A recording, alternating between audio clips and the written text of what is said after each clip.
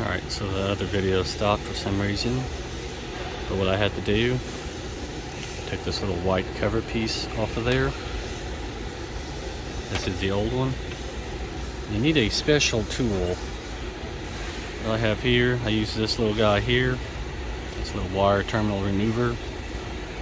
I use this one here. And I just plugged into both of those little pieces. The little square that you see on the edge, I pushed it into there and was able to pull it out.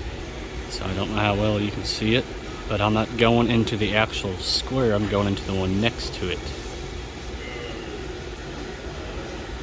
So I had it sitting next side by side, pulled out the horn wire, did the same thing with that, just pulled that one out. I didn't have to use the tool on that. Pull the white connector off and just push that connector in. Alright, on this one here, it's got a little groove that just kind of sits into a little alignment pin so it won't move around. Just hold it in place and start your 2 screws in. Alright, so I got it bolted down. Go ahead and plug it into the actual clock spring or spiral cable, whatever you want to call it. Until you hear that click. Don't forget to install your little horn.